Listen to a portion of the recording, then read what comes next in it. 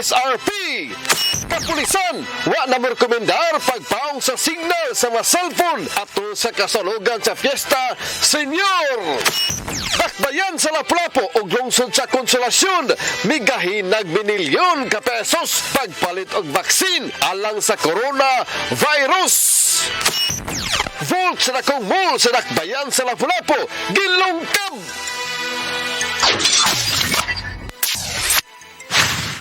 Sugbo, Kabisayan ug Mindanao, Pilipinas ug katawhan kutos maabot sa tong Sibya sa tibuok kalibutan mayong hapon. Live kita karon sa CCTN Channel 47 ug dungan nga madungog sa DYHP RMN Cebu niining mga orasa. Kini ang tulumanon sa dugunang kasayuran nga angay natong masayran. Sa nga ni Atty. Rafael Fernandez Banyok, ako si Dennis Tabar. Tulumanon sa patas nga mga balita ug opinyon, ako si Divine Marshall Flores. Kini ang Sairi 47.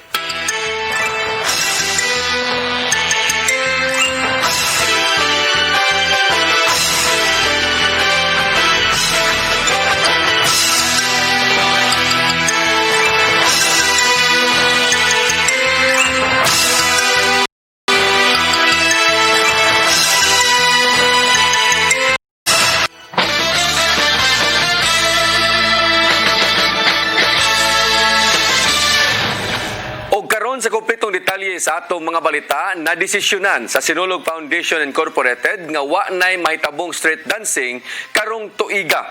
Kini human makadawat og daghang mga pagsaway gikan sa katawhan nga tinguha nga ipahigayon gihapon ang pisikal nga pasundayag diha sa SRP.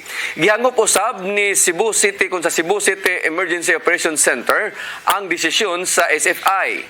Ang kasayuran ihatod ni Decime Padilla.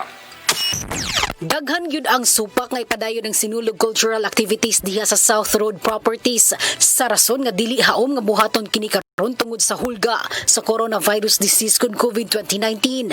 Gani ang Cebu Medical Society supak man sa pagpaygayon niini gumikan sa nagkasaka nga kaso sa COVID-19 sa Cebu City ug gimugatan sab nila nga ang mass gathering mao na hinon ang hinungdan sa transmission sa virus. Subay niini sa yuganihang buntag atol sa press conference ni Cebu City Vice Mayor Michael Rama nga mo'y gitahasan sa pagatiman sa sinulog, gipahibaw nila nga sila sa Sinulog Foundation Incorporated nakadesider nga dili na nila idayon ang unang nasabutan nga actual ug physical nga pagpahigayon sa ritual showdown ug street dancing diya sa South Road Properties. Duna sila bag-o nga lakang nga buhaton arong pagsiguro sa luwas ug hapsay nga pagpahigayon sa Sinulog Festival. Sama sa virtual na ang pasundayag ug makita kini sa mga tawo sulod sa ilang panimay ug di na kinahanglan mugawas. Nasayran nga 22 ka contingents ang apil niini. Apan sa pagkansilar sa maong kalihukan, ang SFI miingon nga ang mga contingents dili na kinahanglan mubiya sa ilang lugar sanglit sa ilang dapit na mismo i-record ang sayaw ug adto sab kini hukman. Gipahinumduman usab ang mga entrante ug ang ilang mga pangulo sa delegasyon sa hugot na pagpatuman o pagsubay sa mga gitakda nga mga labda kabahin sa mga protokol sa panglawas o seguridad. Dihang gipangutan ang Vice Mayor kung unsay nakapausab sa ilang desisyon. Kini miingon nga gi-assess gyud nila ang tanang concerns kay dili sila gusto nga magdugang sa kabalaka. Gikonsidera sa nila ang nagkasaka nga kaso sa COVID-19 sa syudad o gusto nila nga ang focus naa na sa kalihukan sa simbahan. Because of that, the sensitivity, the receptive of the organizer, we would not want to be an additional point of focus. Sayran ang budget sa sinulog karong tuiga naa sa 22 million pesos ug sigon ni Hutsige kun mahuman og himo ang revision sa kalihukan sa sinulog dunay reduction sa budget nga mahitabo. Nunot sa maong kalambuan si Konsehal Joel Garganera, Deputy Chief Implementer for Interagency Task Force Emergency Operations Center Cebu City, miasoy ang mayor kahibaw maminaw ang laka nga gihimo sa Vice Mayor gihulagway sa konsehal nga good move ug safest one tungod kay naa pa man sa pandemya karon. Duna na sa gihimong pagpanganda bang EOC labot sa pag-record sa ritual showdown sa mga contingent sa ilang mga lugar aron masiguro nga masunod gihapon ang basic health protocol. Actually, we already formed a team. Kaganina early morning na mga hadol, we already formed a team to go around and inspect. And I also expect the SFI and also the respective barangays they have also to go around and monitor sa niyan. Ipadayon sa bila ilang plano nga ipaubo sa swab test ang mga partisipante sa sinulog, diin ang Cebu City Health Department mo gitahasan ni ini. Desmay Padilla, CCTN News. Bisan ang kapulisan sa siyudad sa Sugbo may hangop usab sa hukom sa Sinulog Foundation Incorporated pagkanselar sa Sinulog Ritual Street Dancing. 500 ka mga pulis andam na sa paghatag sa seguridad adto sa Basilica Minore del Santo Niño alang sa pagsugod na sa Misa Novena ugma sa kadlawon. Ang kasayuran ihatod ni Arnold Bustamante. Una nang misupak ang Cebu City Police Office sa tinguhan ni Vice Mayor Michael Rama nga ipahigay nila ang ritual Sinulog Street Dancing nga himon sa Southern Properties tungod sa kabalaka nga mukatap ang Coronavirus Disease 2019. Tungod nini mihukom si Police Colonel Josefino Ligan nga dali mo pagkatap og police personnel sa SRP kung walay pagtugot sa National Interagency Task Force sa maong kalihukan. Apan gipahibaw ni Rama karong buntag nga ilanang kanselahon ang iyang unang gi-insister nga street dancing tungod sa palayan nga pagsaka sa kaso sa COVID ug ang halapad nga panawagan nga dili lang kini ihinayon sama sa Asosasyon sa mga Doktor sa Sugbo. Ang CCPO mihangop sa desisyon sa Vice Mayor aron makatutok na sila sa ilahang deployment sa mga kalihukan sa Basilica sama sa Misa Novena nga sugdan ug sa kadlawon. Ako kay nga welcome development para sa to sa Cebu City Police Office considering we can focus now on our security preparation sa religious activity which is the Misa Novena at the Basilica Santo Niño. So all our forces will be focused now on the security of the Novena Mass. Giangko ni Police Lieutenant Colonel Wilbert Parilla, Deputy City Director for Operations sa CCPO, nga nangandam na silang personnel ko galing mutugot ang IATF sa street dancing nga pasiugdahan sa SFI. Lagip sa gihangop sa CCPO ang gipagawas nga pamahayag sa Medical Society sa Sugbo nga nag-awag usab sa kagamanan sa Dakbayan nga dili hinayon ang street dancing. Yes. So ato sa tong gihangop sad ang ato ang pamahayag sa Cebu City Medical Society nga health is at utmost priority. So they are also opposing with sinulog activity, cultural activity. Magtagbo na unta ang kapulisan lagip na ang ubang ahensya sa gobyerno karong adlaw sa Emergency Operations Center nga gipangunuhan ni Konsehal Joel Garganera aron tukion ang maong kalihukan. Arnold Bustamante, CCTN News. Gikonfirmar ni Cebu City Councilor Joel Garganera, ang Deputy Chief Implementer for Interagency Task Force sa Emergency Operations Center nga nagpositibo sa COVID-19 ang sinulog contingent instrumentalist. May paubo sa swab test ang nisgutan nga instrumentalist human nga makasinati kini og sintomas sama sa hilanat, ubo o pagpanakit sa kalawasan. Matod ni Garganera nga ga-isolate na ang instrumentalist o gipahigayon na usab. Ang contact tracing o sa inisyal nga impormasyon moabot sa 90 ka mga tao ang close contact sa mao nga nagpositibo. Again, I have to wait for the result sa contact tracing. Okay, for all we know, basig wala na siya mo report sa dancing when he experienced the symptoms. So atong panahon dilisan nato hukay po ang ilang abaga pa. Andam na ang tanan sa unang adlaw sa Novena Mass sa Basilica Minore del Santo Niño ugmang adlaw nunod sa kapistahan sa Balaang Bata Senior Santo Niño. Kaganina gipahigayon ang send-off mass alang sa Security Task Group nga maoy mo bantay sa seguridad sa maong kalihukan. Ang kasayuran ihatod ni Desmay Padilla. Usa ka send-off mass ang gipahigayon ganihang buntag sa Basilica Minore del Santo Niño alang sa mga personnel sa Philippine National Police, Armed Forces of the Philippines, Bureau of Fire Protection, Quick Response Team sa Cebu City Government ug uban pa nga mao'y mobantay sa seguridad ning pagsugod niya sa Novena Mass nga kabahin sa kalihukan sa kapistahan sa Balaang Bata Senior Santo Niño ugmang adlaw. Moabot sa 500 ka personnel apel na niini ang force multipliers ang mobantay sa seguridad sa simbahan ingon man motabang aron masiguro nga masunod ang health and safety standard batok sa coronavirus virus disease kon COVID-2019. Si Cebu City Police Office Director Colonel Josefino Ligan miingon ang send-off ceremony nagpakita ang andam na ang security forces sa paghatag og seguridad sa mga manimbahay sa Novena Mass. Mando ni Colonel Ligan sa mga miyembro sa Task Group Cebu City nga i-maintain ang maximum tolerance og moistorya og tarong kay nagtuo ang opisyal nga pinaagi nini ang katawhan mo patuora. Hangyo og gi-instructiona na ang ato ang mga different commanders on the ground para sa nang higayon nga kung naitgitaw nga gusto yung musulod o magsupak-supak, maximum tolerance ang ipadangat sa mga tao para dili lang yun magkamusantop sa unsa pay kasantukan nga batina. Si Konsihal Philip Zafra, chairman sa Committee on Peace and Order, nagpahinumdum sa katawhan nga musunod yun sa basic health protocol. Sanglit ang kapistahan sa balaang bata karong tuiga, lahi og sitwasyon tungod dining hulga sa COVID-19. But ang among hangyo, kung pwede, ayaw lang aridri og simba sa basilika para malikayan na to ang bulog sa katawhan. Kaya na para bang pandemya na ay live stream sa atong Facebook, sa atong social media ug atong kabaranggayan. Magsalbuan sad sila, magpasundayag sad sila sa live stream sa Misa Novena para sa atong Senior Santo Niño. Samtang ang rektor sa Basilica Minore del Santo Niño nga si Reverend Father Pacifico Nuhara OSA nihangyo usab sa mga debotos nga moadto sa simbahan sugod ugma nga ipatunhay ang pagkadiboto. Pasabot ni ini na ang pagpasensyahay, pagsabot ilabi na karong panahon nga lahi ra kaniadto ug kinahanglan nga moobserbar sa safety ug health protocol nga kanunay nga gipahimangno. So, I hope nga niining panahon na ang atuag yung pagtahod sa Ginoo sa balaang bata kasi Santo Niño mao'y maghari ug atong hatagan og value ang kinabuhi. So mao nga aron dili mo kailap ang virus, kita mao'y magprotektar sa tuang tagsa-tagsa kaugalingon aron sa ingon maprotektahan usab nato ang kinabuhi sa uban nga gasa sa tuang Ginoo. Desmay Padilla, CC10 News.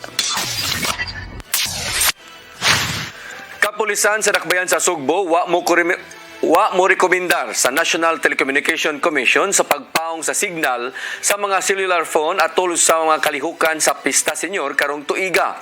Ang kasayuran ihatod ni Arnold Bustamante.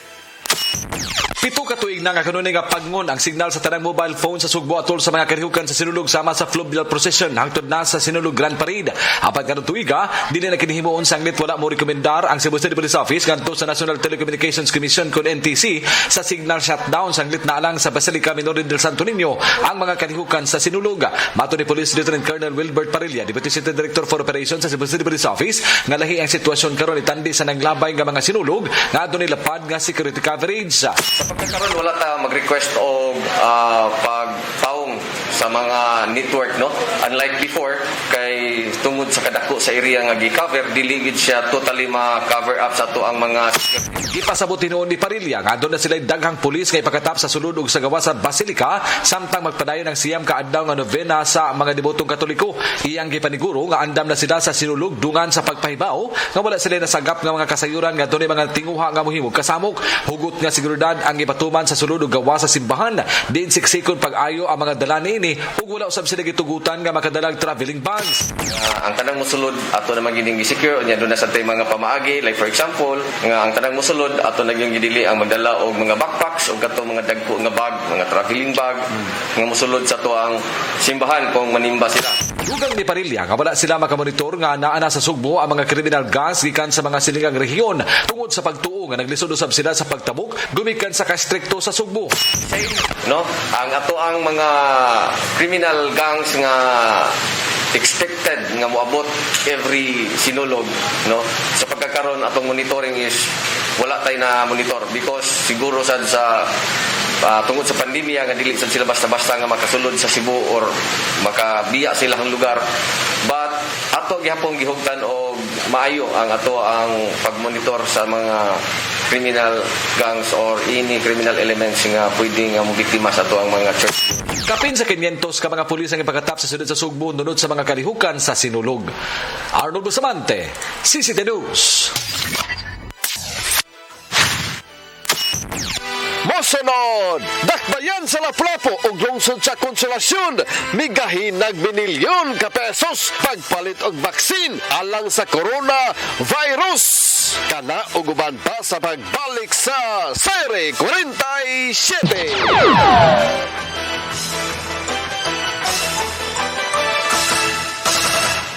Ako si Mr. Rudy Romares, electrical subcontractor ng maong building. Ani adto nga wala pa kong mugamit ug ko'y sakit akong tuhod, iglakaw na ko, akong mga lutaha, no? Labi na gikan ta sa overtime. Di sa ko ganahan mo kaon, nindot na ang resulta kay karon mo agi ta sa rampa diha, no? Maglakaw ra jud ko. Mga batan-on nga mauwahin akong lakaw kay kusog na ko mulakaw tungod sa paggamit nako sa koy. So ay mo gamit sa koy kay nindot kay resulta. Daghang kay salamat sa koy herbal capsule. Barato na, epektibo pa. Koy Herbal Capsule.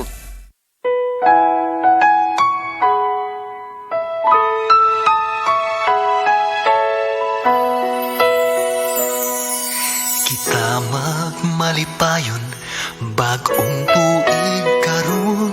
Bisan kitang tanan ng lisod sa nilabay nga panahon. Atong pamilya, kuyugon, magpasalamat ta sa Diyos. Kitang tanan na ay paglaom sa bagong tuig. Karong bagong tuig, kitang tanan bangon, ang pagtabang dili undangon, serbisyo Franklin Home. Karong bagong tuig, ang paglambok mapadayon, kitang tanan na ay paglaong sa bagong tuig, serbisyo Franklin Home. Discover the beauty of the Philippines.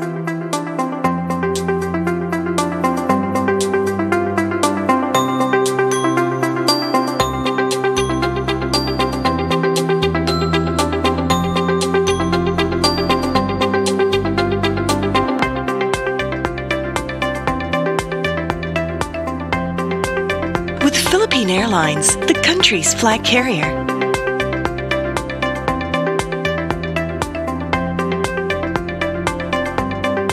The airline that lets you feel the warmth of the nation.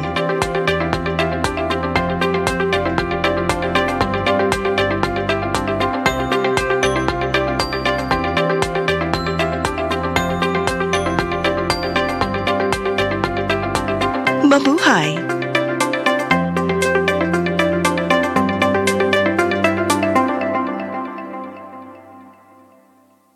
Mayong Pasko kaninyong tanan o bulahang mag-untuig. Kini si Attorney Michael Lopez Rama, ang mayor niadto pero vice mayor karon.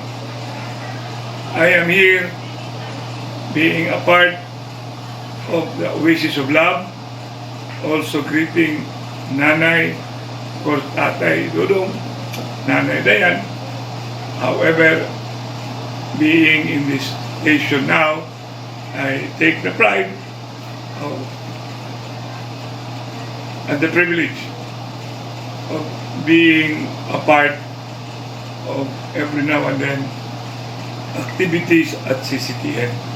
And Christmas is really a time for us to remember Christ. And that is when, especially in times of pandemic, meaning COVID-19, the more na ipatigbabaw yun nato ang hinganlan o pagtuo sama sa among tema sa Pasko sa Birama, sa pagtuo ang Pasko ipadayon, o meaning atong CCTN station. I wish to bring to all viewers, sponsors, and the like, that I am here in behalf, of course, of my family, Celine, Miguel, MJ, and Halu. I wish to greet all of you Merry Christmas and a Happy New Year. Looking forward for a interesting, one-of-a-kind, unorthodox, unconventional but innovative Sinulog 2021 and the launching of the 500 years of Christianity. And as we also, with sense of much optimism, 2022, which I refer as the triumphant Sinulog. Once again, CCTN, Merry Christmas to all. Wishes of love, Merry Christmas as well. O bag-ong tuig kaninyong tanan. God bless.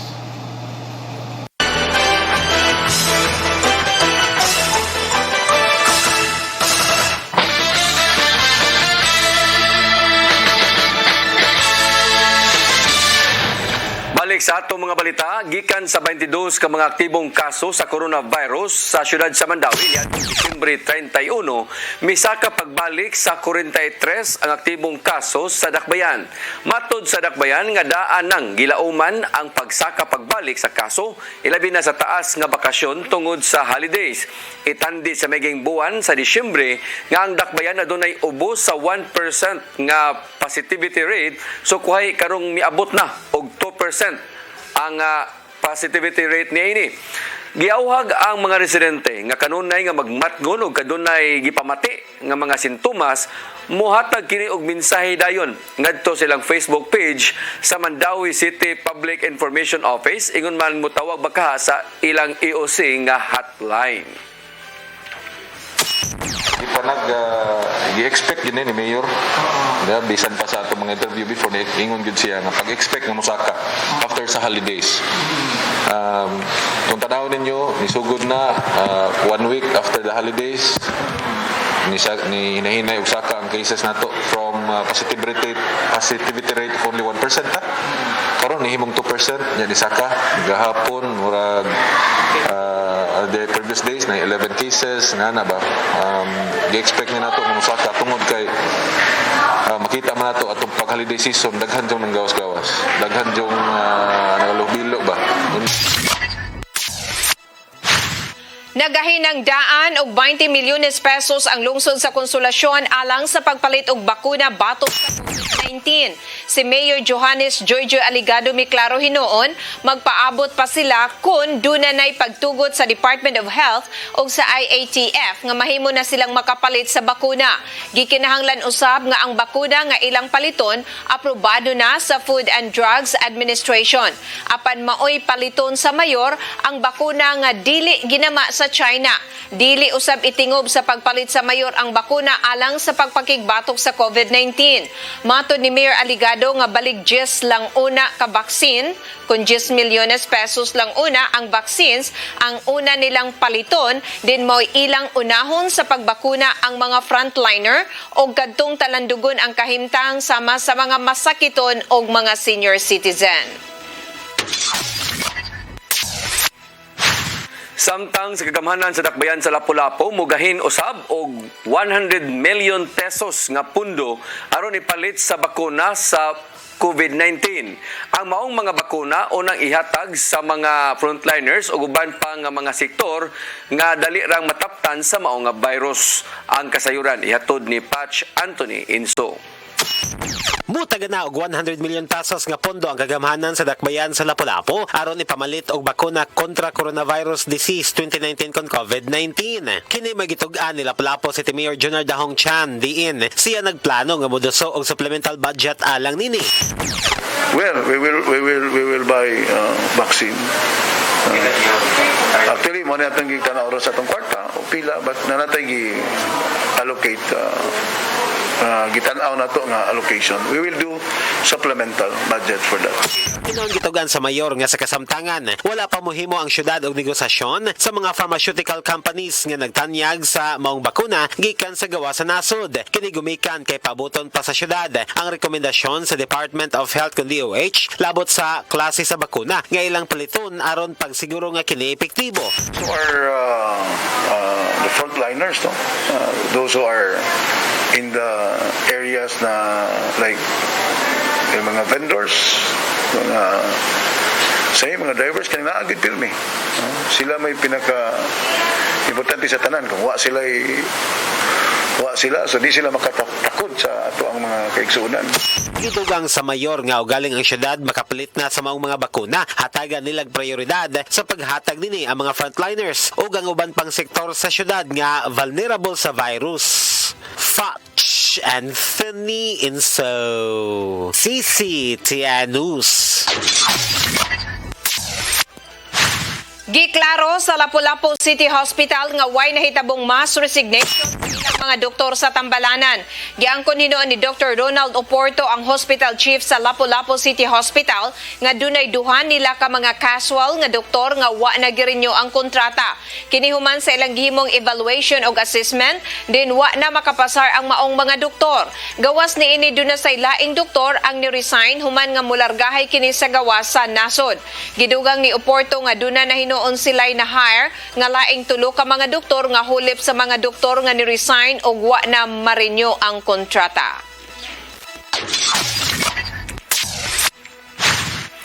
Sa Dakbayan sa Lapu-Lapu gihapon, subay sa wa mahinayon nga face-to-face nga klase sa pampublikong mga tunghaan, midonar si Kongresista Paz Radasa og dugang 1,400 ka mga rims sa banpipars ngadto sa Department of Education sa Lapu-Lapu City Division.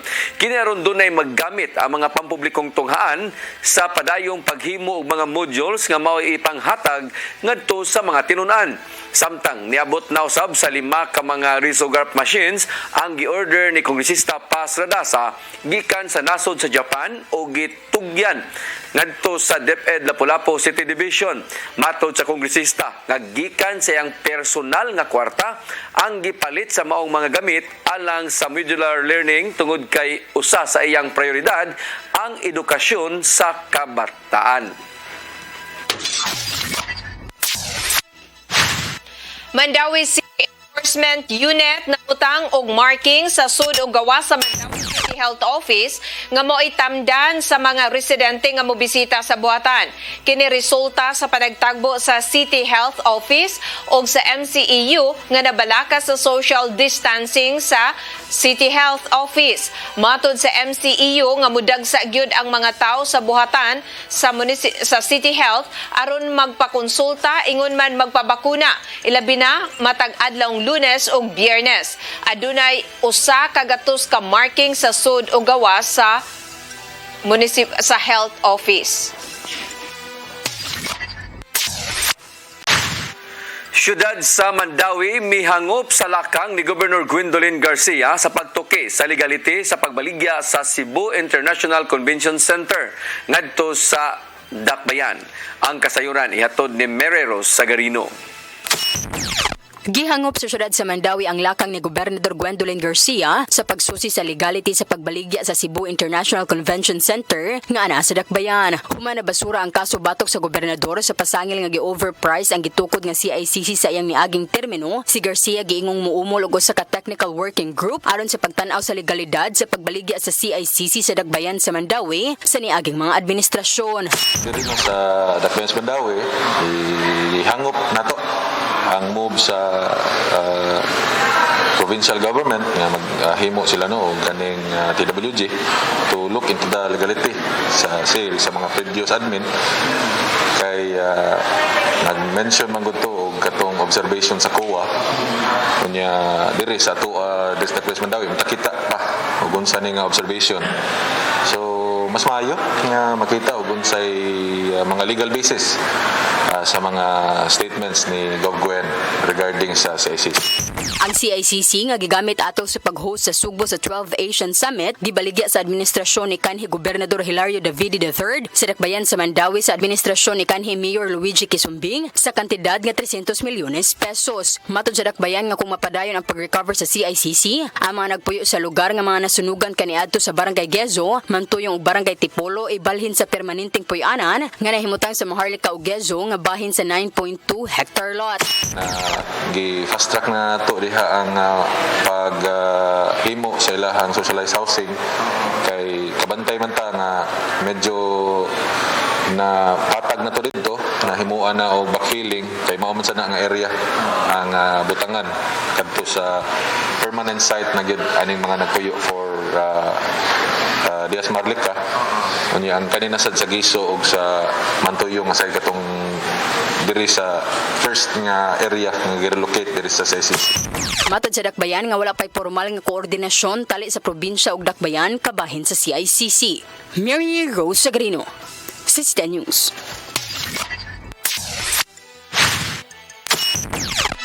Mosunod! Volt sa dakong mall sa Dakbayan sa Lapu-Lapu, gilungkab kana o guban pa sa pagbalik sa Sere 47.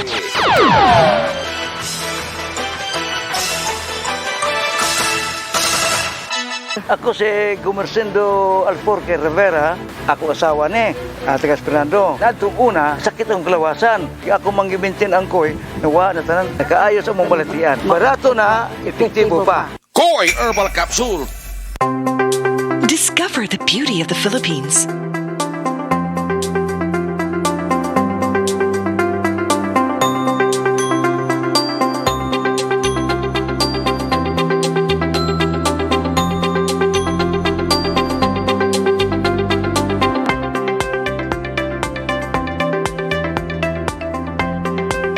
With Philippine Airlines, the country's flag carrier.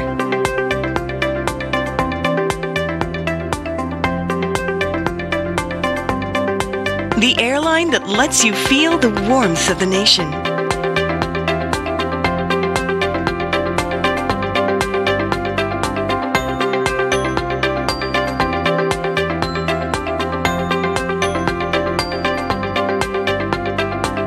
Mabuhay!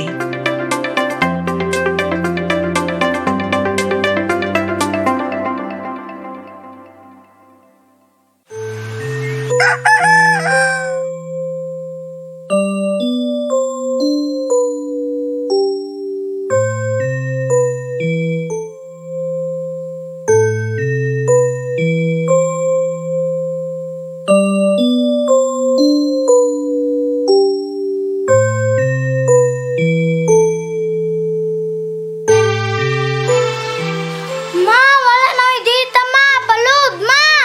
20 naman ang kwarta doon eh. Ataw, dog internet, ma. Sorry ma'am, na-late ko. Nangita pa man ko para internet sa kong anak, ma'am. Wala pang internet? Ay, wala na yung problema. Pag Sinisibo, sinisibo for your internet connection And for the signal of your cable TV. so fast and spread that transmission to your home. Sinisibo, Sinisibo, Sinisibo offers you to have fiber optics For your viewing experience, perfect and clear, so fast. so great and affordable for you to enjoy. Sinisibo. Cine Cebu Television Network Incorporated offers fiber to the home broadband internet bundled with fiber to the home cable TV connection.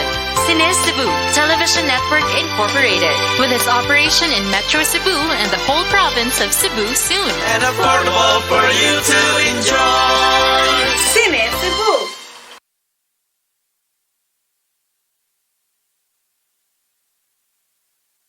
Ako si Mr. Rudy Romares, electrical subcontractor ng maong building. Ani adto nga wala pa ko mogamit og koy sakit akong tuhod, iglakaw na ko. Akong mga lutaha, no. Labi na gikan ta sa overtime. Di sa ko ganahan mo kaon, nindot na ang resulta kay karon mo agi ta sa rampa diha, no. Maglakaw ra jud ko. Mga batan-on nga mauwahin akong lakaw kay kusog na ko mulakaw tungod sa paggamit nako sa koy. So ay mo gamit sa koy kay nindot kay resulta. Daghang kay salamat sa koy. Herbal capsule, barato na, epektibo pa. Koy Herbal Capsule.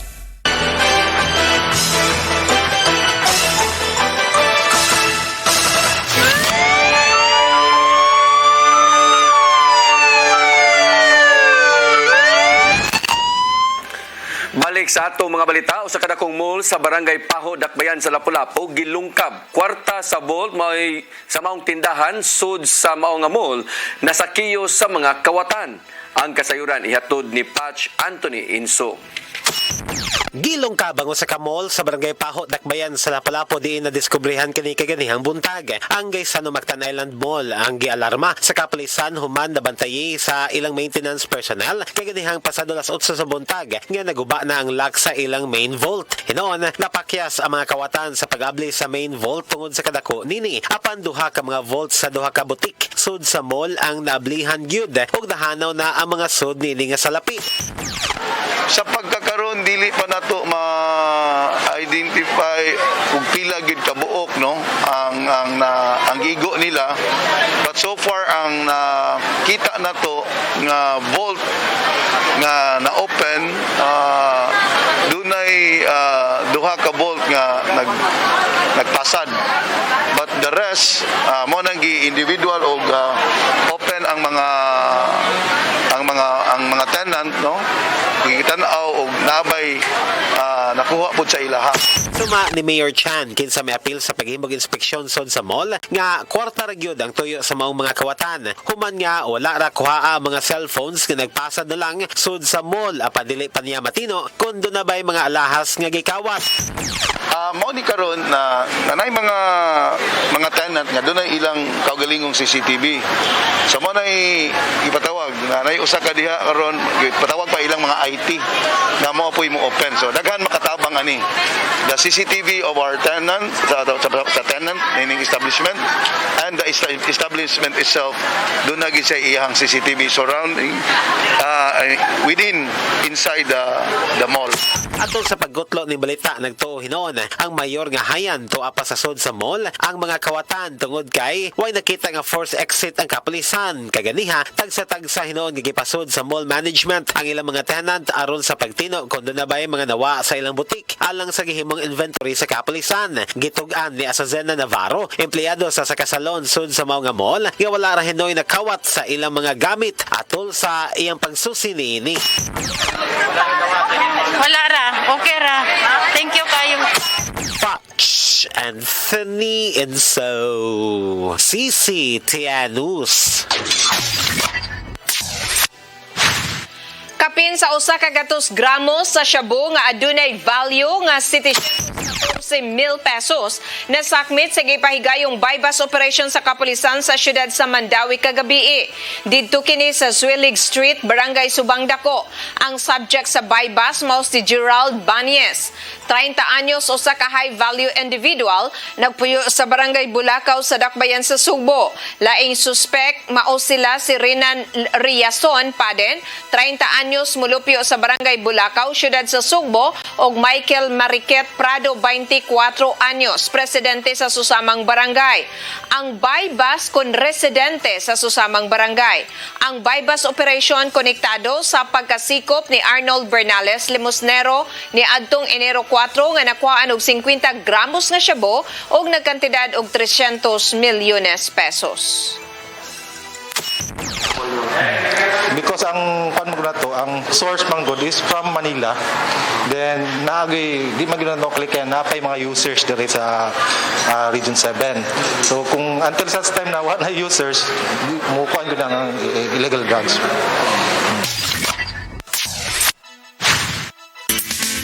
Lamdag, uban ni Tatay Dodong Limsua. Ang kalibutan pubutang gayud sa atong mga dunggan bisan unsa ano lang paglingla kanato madili na makadungo o makakita sa Ginoo. Kung ato siyang pasangdan nining iyang mga pabagi nga makaguba sa atong kinabuhi, kita mahimo gayon nga iyang biktima. Ang telebisyon, radyo, internet o pagkaon mga habis ubisan gani ang atong pagkalagad sa Ginoo. Kining tanan may mong babag aron dili nato makita ang kabubuton sa Ginoo. Ang bisan unsa dinhi sa kalibutan mulabay lang ug kun may tabo na kini ang presensya sa Ginoo mura gayon ang magpadili. Kitang tanan sa adlaw sa paghukom moatubang gayon sa Ginoo aron muhatag kaniya og husay kung unsay atong nahimo. Way bisan unsa nga makabuhong sa atong pagpangita sa Ginoo, gawas kaniya lamang mismo. Nagsun, mao kini ang atong lamda karong adlaw.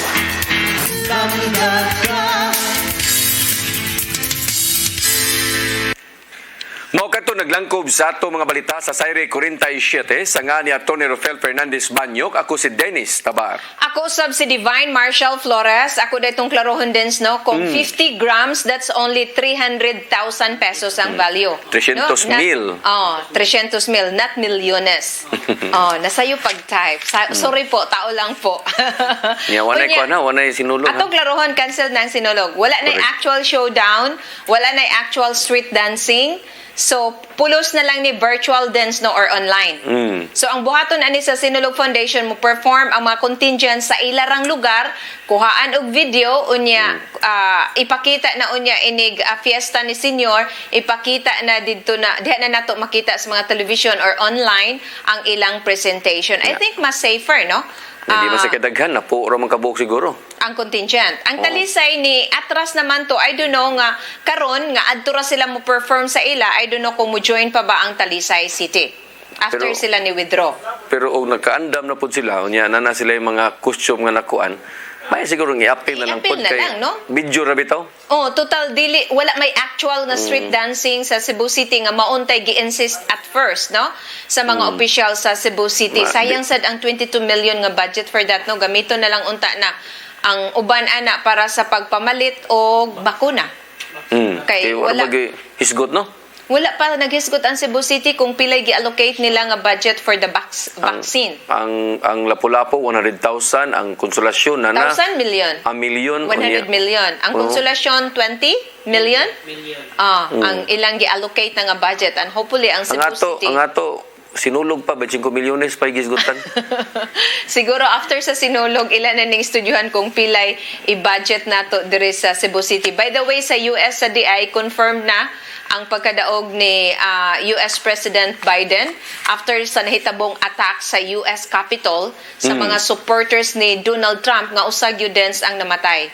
So, matud pa sa mga American, it's a bad day sa history sa Amerika nga ang presidente mismo mo bitaw miawhag sa mga supporters nga sulngon ang US Capitol. So, ang ending na nga buak ang ilang bintana, gipangguba. So, doon na usa ka babay nga nagprotesta nga napusilan.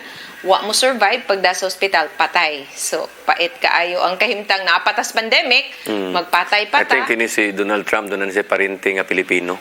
Murano nga mo iyang advisor. Nga dili mo daw sa mapilde gitikasan.